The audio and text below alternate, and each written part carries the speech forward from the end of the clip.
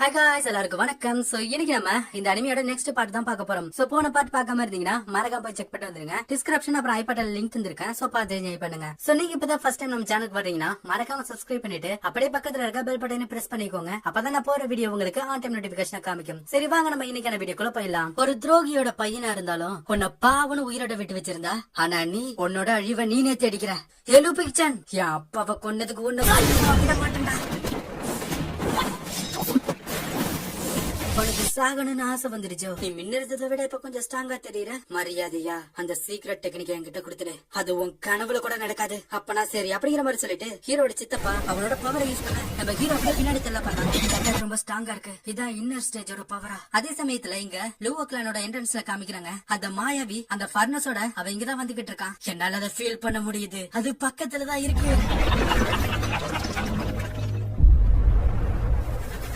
நம்ம ஹீரோட சித்தப்பாவும் அவன் லட்சக்கணக்கான ஸ்வாட வச்சு நம்ம ஹீரோ அட்டாக் பண்றான். நம்ம ஹீரோவும் அந்த ஸ்வாட எல்லாத்துக்கிட்ட இருந்தோம் அவனால முடிஞ்ச அளவுக்கு தப்பிக்கிறான். என்னால முடியாது. அவனோட கல்டிவேஷன் லெவல் ரொம்ப அதிகமா இருக்கு. என்னால இவன் கூட சண்டை போட்டு ஜெயிக்க முடியாது. நான் இங்க இருந்தா செத்து போயிடுவேன் அப்படிங்கிற மாதிரி சொல்லிட்டு நம்ம ஹீரோ அங்க இருந்து தப்பிச்சு ஓட பாக்குறான். தப்பிச்சு போகலான்னு பாக்குறியா? அது ஒன்னால முடியாது. இவள் கேண்ட் அவனை போய் பிடிங்க.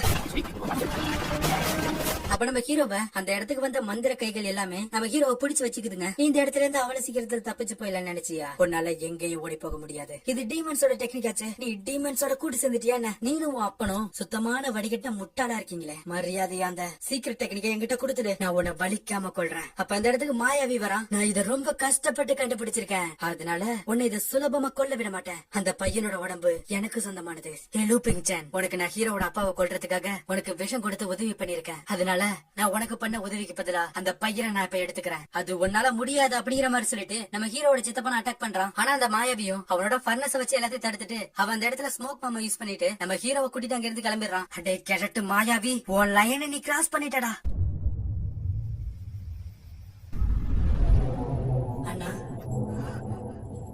அப்படியே நம்ம ஹீரோவும் பொறுமையா கண்ணு முடிக்க அவன் கை கட்டப்பட்டு அந்த இடத்துல தொங்கிக்கிட்டு இருக்கான். அப்ப அந்த இடத்துக்கு மாயாவி வரான். ஒரு வழியா என்னோட செல்லத்தை நான் ரிஃபைன் பண்ண போறேன். உன்னை ரிஃபைன் பண்ண போதுமான அளவு கொண்டு ஒரு மெட்டீரியல் கிடைச்சிடுச்சு. நம்ம ஹீரோவும் யோசிச்சு பாக்குறான். ஹீரோட அப்பாவை கொள்றதுக்காக ஹீரோட சித்தப்பாவுக்கு இவன் தான் பாய்சனை கொடுத்திருப்பான் அப்படிங்கிற மாதிரி சொல்லி இருந்திருப்பால. அதை யோசிச்சு பாக்குறான். என் மாயாவிய அந்த லூப்பிங் சென்னோட சேர்ந்துகிட்டு என் அப்பாவுக்கு பாய்சன் கொடுத்திருக்க. நான் உன்னை சும்மா விட மாட்டேன்டா. இங்க இந்த மாயாவியும் அவன் அந்த ஃபர்னஸ்குள்ள அவனோட பவரை கொஞ்சம் செலுத்த அதுக்குள்ள ஒரு ஸ்வாட் இருக்கு. எச்செல்லாம் கடைசியா உன்னை நான் ஸ்பிரிச்சுவல் வெப்பனா உருவாக்க போறேன். உனக்கு என்ன பண்ணிச்சு? எதுக்காக என் அப்பாவை கொன்னீங்க? லூப்பிங் சென்னால எனக்கு ஒரு சில நன்மைகள் நடந்துச்சு. அவன் என்னோட செல்லத்தை ரெடி பண்றதுக்கு ஒரு சில அடிமைகளை எனக்கு கொடுத்தான். அதனால அந்த பாய்சனை நான் அவனுக்கு கொடுத்தேன். இருந்தாலும் அவன் கொடுத்த ஆளுங்க யாருக்கிட்டையும் எந்த ஒரு பவரும் இல்ல. எல்லாம் வேஸ்ட். ஆனா நீ என்னோட செல்லத்தை ரிஃபைன் பண்ண ஒரு சிறந்த மெட்டீரியலா இருப்ப. என்ன இவன் ஹியூமன் மெட்டீரியலா வச்சு இதை ரிஃபைன் பண்ணிக்கிட்டு இருக்கான். நான் இங்கே இருந்தா கண்டிப்பா நானும் ரிஃபைன் பண்ணப்பட்டுருவேன். நான் இங்க இருந்து எப்படியா தப்பிச்சாகணும் அப்படிங்கிற மாதிரி சொல்லிட்டு அவங்க இருந்து தப்பிக்க ட்ரை பண்றான். பொண்ணால இங்க இருந்து தப்பிக்க முடியாது அப்படிங்கிற மாதிரி சொல்லிட்டு இந்த மாயாவியும் அவன் பண்ண ஸ்டார்ட் பண்ண என் செல்லம் இன்னும் ரொம்ப அழகா மாற போகுது. இங்க நம்ம ஹீரோவும் அப்படியே வழியில துடிச்சுக்கிட்டு இருக்கா. அப்ப சடனா அந்த இடத்துல பிரம்மாண்டமா அசுரா டிராகன் வந்து நிக்குது. இதெல்லாம் என்ன அப்படிங்கிற மாதிரி இந்த மாயாவியை பாத்துக்கிட்டு இருக்க. அப்ப அதுல இருந்து வந்த ஒரு பவர் அந்த மாயாவியை அடிச்சு பறக்க விட்டுடுது. அவனும் சிரிச்சுக்கிட்டே அவ ஒரு பில் எடுத்து வாயில போடுறான். அதனால அவனோட பவர் இன்னும் கொஞ்சம் அதிகரிச்சிருச்சு. அந்த மாயாவியும் விடாம அவனோட மொத்த பவர் யூஸ் பண்ணி அதை ரிஃபைன் பண்ண ஸ்டார்ட் பண்ண நம்ம ஹீரோவும் அப்படியே கொஞ்சம் கொஞ்சமா கல்லா மாறிக்கிட்டு வரான். அந்த ஸ்வாடும் வெற்றிகரமா ரிஃபைன் ஆயிடுது. அந்த ஸ்வாட்ல இருந்து வெளிப்பட்ட எனர்ஜினால அந்த இடமே பயங்கரமா ஆடுது. அப்படியே அந்த ஸ்வாடும் பொறுமையா அங்க இறங்கி வர நம்ம மாயாவி அதை அப்படியே சோகத்தோட பாக்குறான்.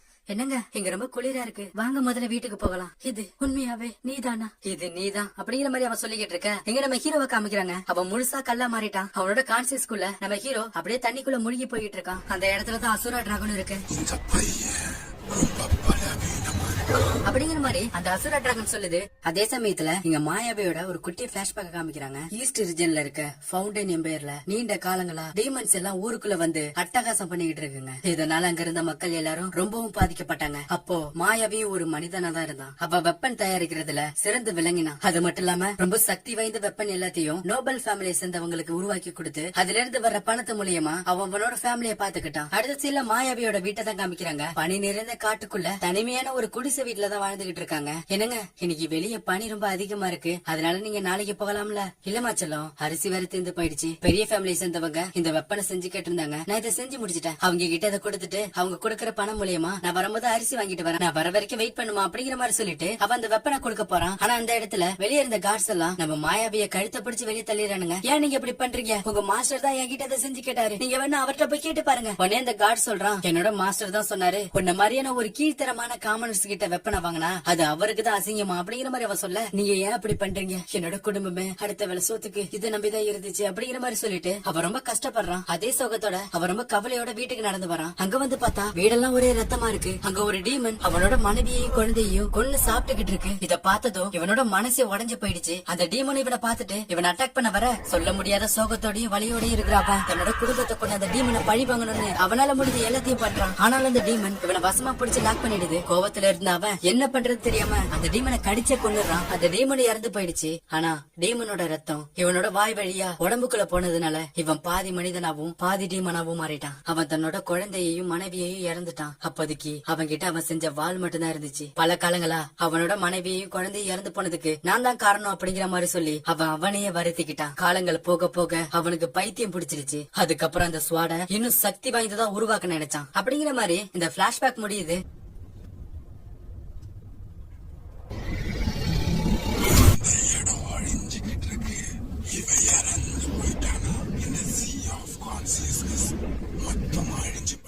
அதே சமயத்துல எங்க மாயாவியும் அந்த ஸ்வாட பார்த்துட்டு ரொம்ப சந்தோஷப்படுறான். எச்சல்லும் ஒரு வழியா ரெடி ஆயிடுச்சு. இது ஒரு லைட் பேட்டர்ன் ஸ்பிரிச்சுவல் வெப்பன். எச்சல்லும் முன்ன இருந்ததை விட இப்ப ரொம்ப அழகா இருக்கு. அதே சமயம் இங்க ஹீரோட உடம்பு கொஞ்சம் கொஞ்சமா கிராக் விட்டுக்கிட்டு இருக்கு. பல வருஷங்களுக்கு அப்புறம் இப்பதான் நான் வெளிச்சத்தை பார்த்திருக்கேன். நான் உன்னை இவ்வளவு சீக்கிரம் சாக விட மாட்டேன் அப்படிங்கிற மாதிரி சொல்லிட்டு அந்த டிராகன் நம்ம ஹீரோட பாடியை பொசஸ் பண்ணி அது கண்ட்ரோல் பண்ண ஆரம்பிக்குது. அப்படியே ஹீரோட உடம்புக்குள்ள இருந்து பயங்கரமான எனர்ஜி வெளியே வருது. மாயாவி அதை பார்த்துட்டு அங்க என்ன நடக்குது அப்படிங்கிற மாதிரி சொல்லிக்கிட்டு இருக்கான். யார் இது? குழந்தை மாதிரி மறைஞ்சிருந்து விளையாடாம என் முன்னாடி வா.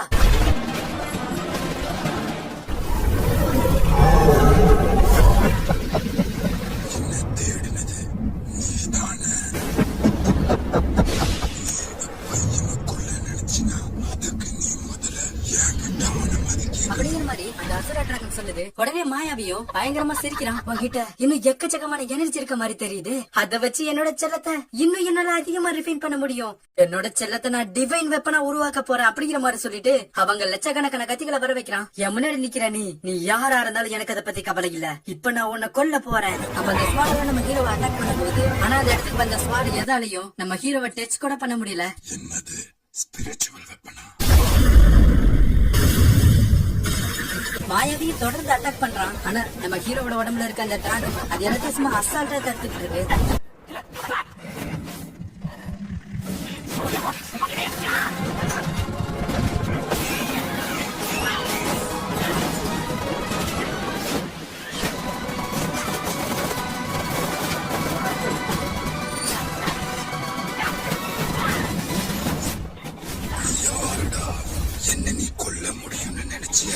அப்ப சடனா அந்த டிராகன் ஒரு பெரிய போர்ட்டலை உருவாக்குது. அந்த போர்ட்டல் மாயாவி வச்சிருக்க அந்த ஸ்வாட அது உள்ள இழுக்குது. இல்ல செல்லத்தை நீ என்ன பண்ற? வேண்டாம். இந்த போர்ட்டல் நேரா ஹீரோட கான்சியஸ்குள்ள கனெக்ட் ஆகுது. அந்த ஸ்வாட் ஹீரோட கான்சியஸ்குள்ள வந்ததும் ஹீரோட சோல் திரும்ப அவனோட உடம்புக்குள்ளே வந்துருது. அப்ப நம்ம ஹீரோட உடம்புக்குள்ள ஃபர்ஸ்ட் ஸ்டேஜ் டிராகன் ஸ்கேல் பாடி கிரியேட் ஆக. வேண்டாம், என் செல்லத்தை காயப்படுத்தாத.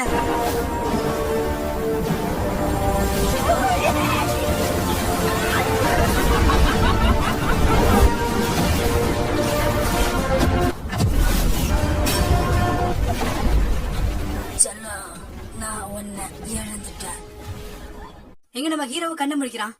என் தலை எனக்கு பயங்கரமா வலிக்குது. நான் சடனா என்னோட சுயநினைவை இழந்துட்டேன். ஆமா இந்த இடத்துக்கு என்னாச்சு? அப்ப அங்க மாயாவி கிடக்கிறத பாக்குறான். நீ செத்து போயிட்ட, உன்னை இனிமே பழி வாங்க வேண்டிய அவசியம் எனக்கு கிடையாது அப்படிங்கிற மாதிரி சொல்லிட்டு நம்ம ஹீரோவும் அவங்கிட்ட ஏதாவது கிடைக்குமா அப்படிங்கிற மாதிரி போய் செக் பண்ணி பாக்குறான். அவனுக்கு ஒரு ரிங்கும் ஒரு ஸ்வாடும் கிடைக்குது. இந்த மோதிரமும் இந்த ஸ்வாடும் ஸ்கை செட்டுக்கு போற என்னோட பயணத்துல கண்டிப்பா எனக்கு உதவும் நினைக்கிறேன். நம்ம ஹீரோவும் அந்த ரிங் அவன் கையில மாட்ட அவனுக்கு ஒரு அழகான ட்ரெஸ் வருது. அவனும் அப்படியே அந்த இடத்த விட்டு வெளியே வரான்.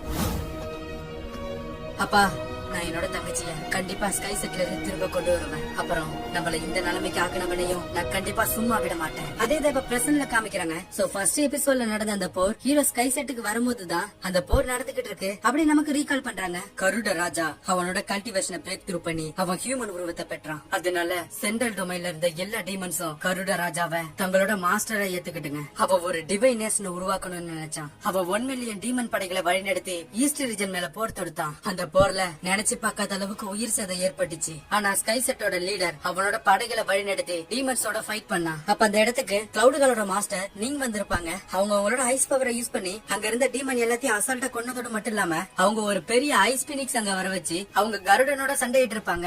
சண்டையோட முடிவுல கிளவுடுகளோட மாஸ்டர் நீங்க கருடனை தோக்கடிச்சாங்க. இருந்தாலும் அவங்க பயங்கரமா காயப்பட்டாங்க. ஒரு வழியா மக்களும் அவங்களோட அமைதியான வாழ்க்கைக்கு திரும்பினாங்க. அதே சமயத்துலதான் நம்ம ஹீரோவும் ஸ்கை செட்ல இருக்க அவனோட தங்கச்சியை காப்பாத்துறதுக்காக ஈஸ்ட் ரீஜனுக்கு வரான். அங்க இருக்க மக்கள் எல்லாரும் அவங்க உயிரை காப்பாத்திக்கிறதுக்காக அங்கிருந்து பயந்து எல்லாரும் தப்பிச்சு ஓடுறானுங்க. கருட ராஜா தோற்கடிக்கப்பட்டதும் மிஞ்சி இருக்க டீமன்ஸ் எல்லாம் மக்களை வந்து தொந்தரவு பண்ணிக்கிட்டு இருக்குங்க. அப்ப அந்த இடத்துக்கு ஒரு ஸ்வாட் வந்து அங்க இருக்க எல்லா டீமன்ஸையும் அசால்ட்டா போட்டு தள்ளுது. அப்ப அந்த இடத்துக்கு ஸ்கை செட்டோட லீடர் வரான். யாரு கவலைப்படாதீங்க, மிச்சம் இருக்க டீமன்ஸ் எல்லாத்தையும் நான் பாத்துக்கிறேன் அப்படிங்கிற மாதிரி அவ சொல்ல நம்ம ஹீரோவாத பாக்குறான். இந்த இடத்துல ஸ்கை செட்டை சேர்ந்த சீடர்களும் இருப்பாங்க போல.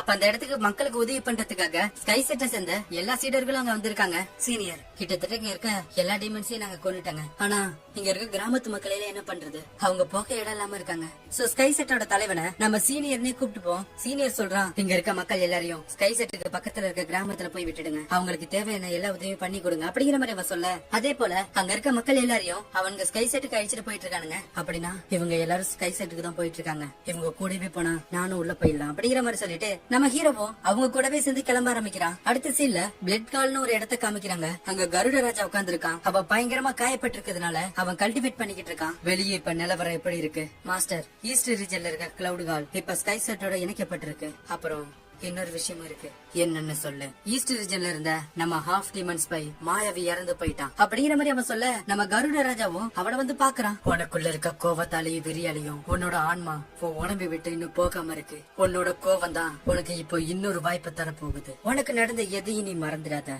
நீ பண்ண வேண்டிய வேலை இன்னும் இருக்கு அப்படிங்கிற மாதிரி அவன் சொல்ல, அதே சமயத்துல இங்க ஸ்கை செட்டோட என்ட்ரன்ஸ் தான் காமிக்கிறாங்க. இங்க நம்ம ஹீரோவும் ஒரு வழியா ஸ்கை செட்டுக்கு வந்துடுறான். அந்த இடமே பார்க்க பிரம்மாண்டமா அழகா இருக்கு. இந்த இடம் ரொம்ப பாதுகாப்பா இருக்கு. நான் எப்படி இப்ப உள்ள போறது? அப்ப அங்க என்ட்ரன்ஸ்ல நாளுக்கு நாள் டீமன்ஸோட அட்டகாசங்கள் அதிகரிச்சுட்டே போயிட்டு இருக்கு. டீமன்ஸ் கிட்ட இருந்து மக்களை காப்பாத்துறதுக்காக ஸ்கை செட்ல நாங்க சீடர்களை தேர்ந்தெடுத்துக்கிட்டு இருக்கோம். எங்கான அப்புறம் ஸ்ட்ராங்கான கல்டிவேஷன் பேஸ் இருக்கவங்க உங்களுக்கு விருப்பம் இருந்தா இதுல பேர் கொடுக்கலாம் அப்படிங்கிற மாதிரி அவன் சொல்லிக்கிட்டு இருக்க. நம்ம ஹீரோவும் ஸ்கை செட்டுக்குள்ள போறதுக்கு ஒரு வழி கிடைச்சிருச்சு அப்படிங்கிற மாதிரி சொல்லிட்டு அவங்க பேர் கொடுக்கறதுக்காக வரிசையில நிக்கிறான். அங்க இருக்க எல்லாரும் அவங்களோட பாச காமிச்சிட்டு சீடர்களை தேர்ந்தெடுக்கிற நடக்க போற ட்ரையலுக்கான டோக்கனை வாங்கிக்கிறானுங்க. அப்ப நம்ம ஹீரோ அங்க போக, நில்லு உன் பாச கொடு. என்ன என்கிட்ட அது இல்லையே? என்ன இல்லையா? அப்புறம் எதுக்காக வரிசையில நிக்கிற? பாஸ் இருந்தா மட்டும் தான் உள்ள வர முடியும். என் நேரத்தை வேணும் அடிக்காத, முதல்ல இங்கிறது கிளம்பு. அப்ப அங்க உள்ள ஒருத்தவனும் உனக்கு எவ்வளவு தைரியம் இருந்தா நீ ஸ்கை செட்லயே வந்து சேர ஆசைப்படுவ? உன்னை பார்த்தாலே தெரியுது நீ உள்ள வந்து ஒண்ணு கிழிக்க போறது இல்ல, முதல்ல இங்கிறது கிளம்புடா அப்படிங்கிற மாதிரி சொல்லி நம்ம ஹீரோவை அசிங்கப்படுத்திட்டு அவங்க இருந்து போறான். நம்ம ஹீரோவும் கடுப்புல இங்க இருந்து கிளம்புறான். அப்ப அங்க ஒருத்தவன் நம்ம ஹீரோ கிட்ட வந்து பேசுறான். ஏ நில்லுப்பா, என் பேரு பீட்ரு. நான் நினைக்கிறேன் நீ இந்த இடத்துக்கு ஃபர்ஸ்ட் டைம் இப்பதான் வரேன்னு. நான் சும்மா கெஸ் தான் பண்ணேன். இந்த ஸ்கை செட் ஈஸ்ட் ரீஜன்லயே சிறந்த கல்டிவேஷன் பண்ற இடமா இருக்கு. அதனாலயே இதுல சேர்றதுக்காக எக்கச்சக்க பேர் லைன்ல நின்னுட்டு இருக்கானுங்க. இருந்தாலும் அவங்க டிசபிள்ஸ் செலக்ட் பண்ற ப்ராசஸ் தான் கொஞ்சம் கஷ்டமா இருக்குப்பா. அப்படின்னா நீங்க சேர்றதுக்கு பலமுறை வந்திருக்க போல? இல்ல இல்ல, என்ன ஒரு 10 வாட்டி இருக்கும். ஓ அப்படியா அப்படிங்கிற மாதிரி சொல்லிட்டு நம்ம ஹீரோ அங்க இருந்து கிளம்ப, ஏ நில்லுப்பா, உனக்கு இப்ப என்னதான் வேணும்? இல்லப்பா, உன்னை பார்த்தது எனக்கு ரொம்ப பிடிச்சு போயிடுச்சு, அதனால உனக்கு உதவி பண்ணலாம்னு நினைக்கிறேன். நீ கொஞ்ச நேரம் இஞ்சியரு, இந்த வந்துடுறான் அப்படிங்கிற மாதிரி சொல்லிட்டு நம்ம ஹீரோ கிட்ட ஒருத்தவன் ஓவரா பேசினான்ல, சோ அவகிட்ட போய் நின்னு அவனோட டோக்கனை நைஸா அட்டைய போட்டு வந்துடுறான். ஏய் இந்த இத முதல்ல படி. ஐயோ என் டோக்கனை காணும், எவனோ திருடிட்டான்னு நினைக்கிறேன் அப்படிங்கிற மாதிரி அவங்க கத்திக்கிட்டு இருக்கான். ஏ பீட்ரு ரொம்ப நன்றிப்பா, அதெல்லாம் வேண்டாம் வீடு அப்படிங்கிற மாதிரி சொல்லிக்கிட்டு இருக்க. அப்ப அந்த இடத்துல லூவோ கிளானோட செகண்ட் ஹவுஸ் சேர்ந்த யங் மாஸ்டர் லூவோ பிரான் அங்க நிக்கிறான். நம்ம ஹீரோ அவனை பார்த்து செம கடுப்பாகிறான். ஏதோ ஒரு காரணத்தால என்னோட எதிரிகளை நான் திரும்ப திரும்ப சந்திச்சுக்கிட்டே இருக்கேன். ஏ லூச்சங், நீ இன்னும் உயிரோட தான் இருக்கியா? நீ நினைக்கிறத விட நான் ரொம்பவே அதிர்ஷ்டசாலி. அதனால அங்க இருக்க எல்லாருக்கும் ஒரு பாடத்தை கத்து கொடுத்துட்டு நான் இருந்து தப்பிச்சு வந்துட்டேன். கவலைப்படாத, இப்ப நீ என்கிட்ட மாட்டிக்கிட்டீல, இப்ப உன்னோட அதிர்ஷ்டம் எல்லாமே காணாம போகுது. நீ ஒரு சாதாரண ஸ்லேவ். நீ லூவோ கிளான்ல இருக்க காவலர்களை காயப்படுத்திருக்க. லூவோ கிளானோட விதிப்படி ஒரு யங் மாஸ்டர்னா உன் கதை இப்ப நான் முடிக்க போறேன். சீனியர் வேண்டாம், இப்ப நம்ம ஸ்கை செட்ல இருக்கோம், அதனால கொஞ்சம் அமைதியா இருங்க. அப்ப அந்த இடத்துக்கு ஒரு யங் மாஸ்டர் வரான். சூகே கிளானோட 4th யங் மாஸ்டர் டியான். இவனும் ஸ்கை செட்ல நடக்க போற அந்த ட்ரையலுக்காக தான் வந்திருக்கான். அவன் நேரா லூவோ பிரான் கிட்ட போய், ஏ லூவோ பிரான், நீங்க 2 பேரும் எனிமீஸா என்ன? யங் மாஸ்டர் டியான் அவ லூவோ கிளானோட ஒரு சாதாரண ஸ்லேவ். அவ அங்க இருக்க எல்லாரையும் காயப்படுத்திட்டு இங்க அவ தப்பிச்சு ஓடி வந்துட்டான். லூவோ கிளானோட யங் மாஸ்டரா இப்ப நான் என்னோட கடமையை தான் பண்ண போறேன். எங்க பாருங்கயா, இப்ப எங்க கிட்ட ஸ்கை செக்டரோட டோக்கன் இருக்கு. அதனால உங்களால ஒண்ணுமே பண்ண முடியாது. உடனே டியாங் சொல்றான், அது வெறும் சாதாரண டோக்கன் தான். நீங்க ஒண்ணு உண்மையான ஸ்கை செட்டோட சீடன் கிடையாது. இத போய் பெருமையா சொல்லிக்கிட்டு இருக்க. உங்களுக்கு இப்ப என்னதான் வேணும்? ஒண்ணு இல்ல, இப்ப நான் உன்னை சாகடிக்க போறேன். என்ன நீ என்ன சாகடிக்க போறியா? அது உன்னால முடியுமா என்ன? நம்ம ஹீரோவா அவனோட பவரை காமிக்க என்ன இவ எப்படி அடுத்த லெவலுக்கு வந்தான் அப்படிங்கிற மாதிரி சொல்லிட்டு அவனுக்கு ரெண்டு பேரும் பயங்கரமா சண்டை போட்டுக்கிறானுங்க. இது எல்லாத்தையும் ஸ்கை செட்டோட தலைவன் அங்க பாத்துக்கிட்டு இருக்கான். அவனோட ஸ்வாட் அங்க அனுப்பி வைக்க அது நேரா அவங்க ரெண்டு பேருக்கு நடுவுல வந்து சொருவுது. அவனுக்கு ரெண்டு பேரும் பின் தள்ளப்படுறாங்க. போது நிறுத்துங்க. அங்க இருக்க எல்லாரும் அவர் ஆச்சரியத்தோட பாத்துக்கிட்டு இருக்க. அவரும் மாசா வந்து அந்த ஸ்வாட் மேல நிக்கிறார். இந்த செக்டோட கேட்டுக்கு முன்னாடி பர்சனல் ஃபைட் பண்றதுக்கு அனுமதி கிடையாது. உங்களுக்குள்ள என்ன பிரச்சனை இருந்தாலும் இந்த இடத்துல சண்டை போட யாருக்கு அனுமதி இல்ல. உடனே நம்ம லூ அப்புறம் எனக்கு நல்லாவே புரியுது அப்படிங்கிற மாதிரி அவ சொல்லிக்கிட்டு இருக்கான். அப்புறம் உன் பேர் என்னது? ஒன்னு எங்கேயோ பார்த்த மாதிரி எனக்கு தெரியுது. என் பேரு லூச்சன். என்ன நீங்க ஒரு வாட்டி டீமன்ஸ் கிட்ட இருந்து காப்பாத்துறீங்க. அப்புறம் இப்பவும் எனக்கு உதவி பண்றீங்க. ரொம்ப நன்றி. பரவாயில்ல. ஏ லூச்சன், நீ பெரிய ஆள் தாப்பா. சீனியருக்குலாம் உன்னை பத்தி தெரிஞ்சிருக்கு. உடனே சீனியரும் எல்லாரும் ட்ரையலுக்கு தயாரா இருங்க அப்படிங்கிற மாதிரி சொல்லிட்டு அவங்க இருந்து கிளம்புறான். லூ அப்புறம் ஏ லூச்சன் காத்துக்கிட்டு நீ இந்த இடத்துல இருந்து உயிரோட வெளியே போக மாட்டேன் அப்படிங்கிற மாதிரி சொல்லிட்டு அவங்க இருந்து போறான். அப்புறம் பீட்டு உனக்கு ரொம்ப நன்றிப்பா. ஏய் அதெல்லாம் ஒண்ணு தேவையில்ல, நம்ம தான் இப்ப தோஸ்த் ஆயிட்டோம்ல. அப்புறம் அந்த யங் மாஸ்டர் ஒருத்தன் வந்தான்ல, அவன் சரியான பைத்தியப்பா. அவன் கிட்ட கொஞ்சம் ஜாக்கிரதையா இருந்துக்கோ அப்படிங்கிற மாதிரி சொல்லிட்டு அவன் ஹீரோவை ட்ரையல கழிச்சிட்டு போயிட்டு இருக்க. சோ இதோட இந்த எபிசோட் முடியுது நண்பா. சோ இந்த எபிசோட் உங்களுக்கு கண்டிப்பா பிடிச்சிருக்குன்னு நினைக்கிறேன். அண்ட் பிடிச்சிருந்துச்சுன்னா மறக்காம சப்ஸ்கிரைப் பண்ணிட்டு அப்படியே பக்கத்துல இருக்க பெல் பட்டனை பிரஸ் பண்ணிக்கோங்க. அப்பதான் நான் போற வீடியோ உங்களுக்கு ஆன் டைம் நோட்டிபிகேஷனா காமிக்கும். சரி, நாளைக்கு உங்களை அடுத்த எபிசோட்ல வந்து பாக்குறேன். தேங்க்யூ.